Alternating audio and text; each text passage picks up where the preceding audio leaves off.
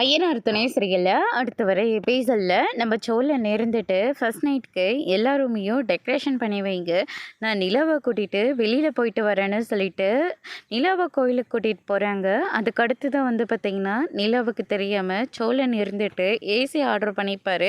அந்த ஏசியும் ஒரு பக்கம் ஃபிட் பண்ணுறாங்க.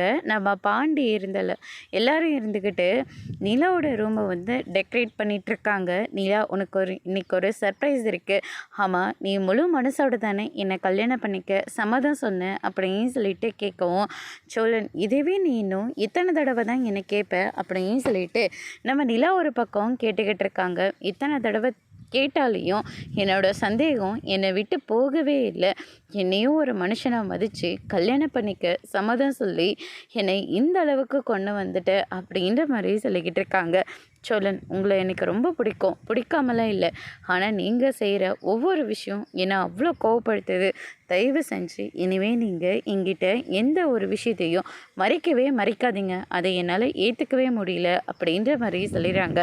சத்தியமாக இனிமேல் நான் எந்த ஒரு விஷயத்தையும் உங்கள்கிட்ட நான் மறைக்கவே மாட்டேன் அப்படின்னு சொல்லிட்டு நிலா கிட்ட சோழன் சொல்லிடுறாங்க.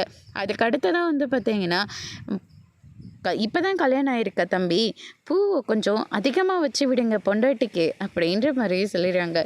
அதுக்கு அடுத்ததான் பார்த்திங்கன்னா சோழன் இருந்துட்டு நிறைய பூவை வாங்கி நம்ம நிலாவோட தலையில் வச்சு விடுறாங்க. அதோடு இன்னைக்கான பிரமும் முடிச்சிருக்காங்க.